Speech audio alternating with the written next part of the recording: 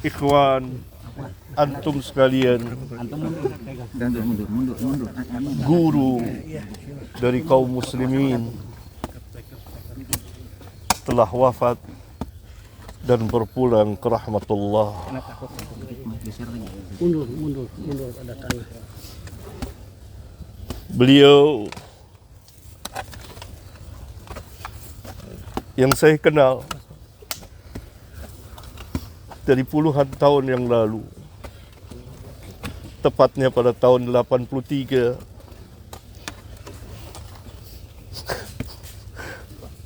kami bertemu di perpustakaan, di tempat yang dipenuhi dengan kitab-kitab para ulama.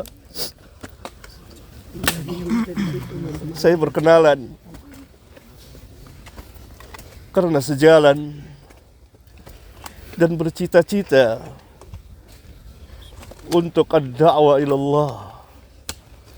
Maka kami saling berbagi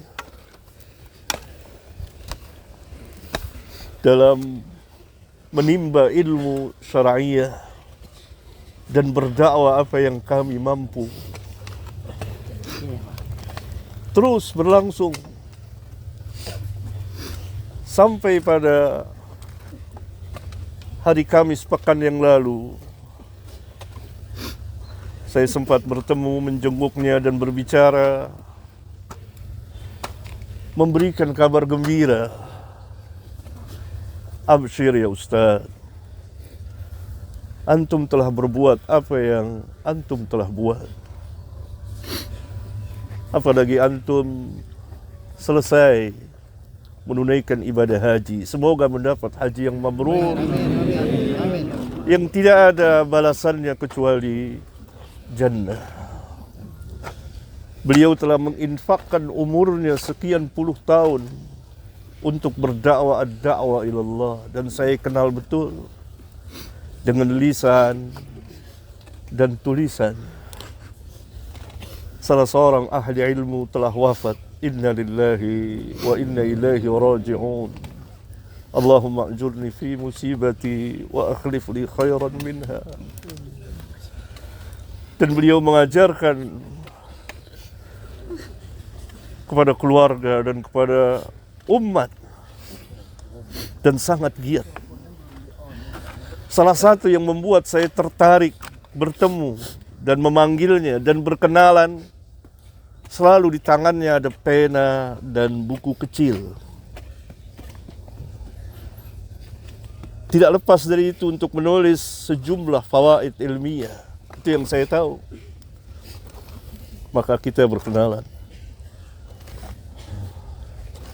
Ikhwan sekalian, Imam Ahmad pernah berkata, Yaumul Janaiz, pada hari jenazah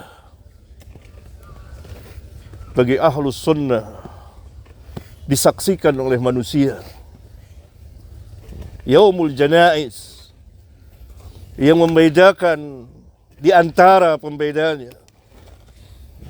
Oleh karena itu kita kepulangan beliau mendapat pelajaran yang sangat berharga tentang dakwah yang hak, dakwah salafiyah yang harus tetap ditegakkan. Kita mencintai beliau.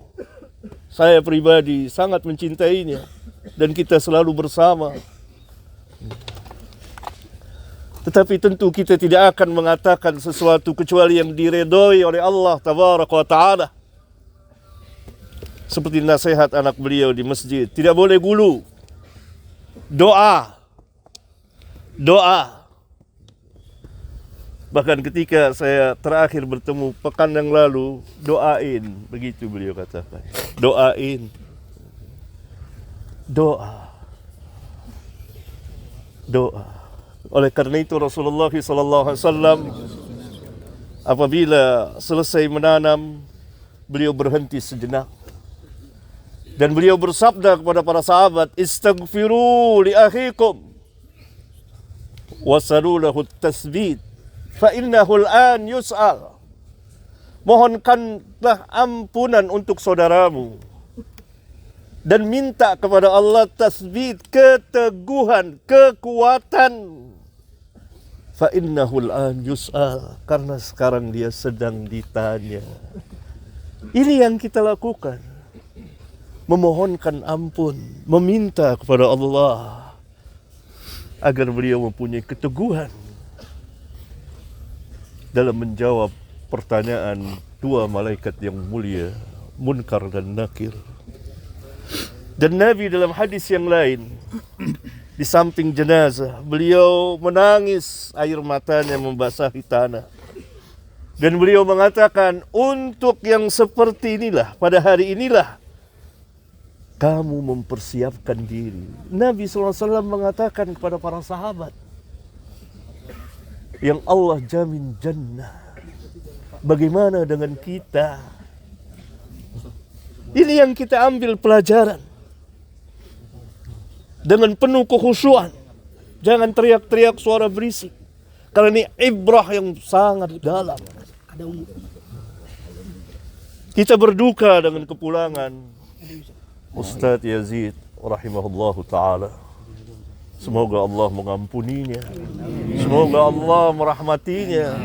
Semoga Allah memasukkannya ke dalam Jannatul Firdaus. Dan semoga Allah subhanahu wa ta'ala melindungi dari azab kubur dan azab neraka. Dan ilmunya bermanfaat dengan lisan dan tulisan. Amin. Utsman bin Affan setiap melewati kubur, berada di kubur, beliau menangis. Dia menyebut kubur, menangis.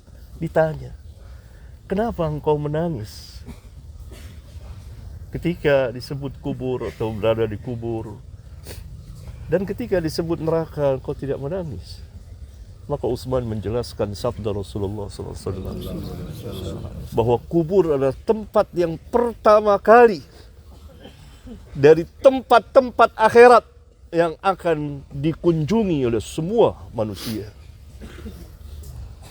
Kalau baik di kubur, selamat di kubur, maka selamat mudah kesananya. Kalau celaka di kubur, maka sulit. Ini dalam hadis sahih riwayat Imam Abu Daud. Semoga Allah subhanahu wa ta'ala melampangkan perjalanan saudara kita ini. Dan kita mendapat pelajaran yang berharga, ikhwan. Pertama, dari dakwah yang hak. Tetaplah berada di dakwah yang hak. Bagi para ustadz, para da'i, tetap mendakwakan dakwah salafiyah.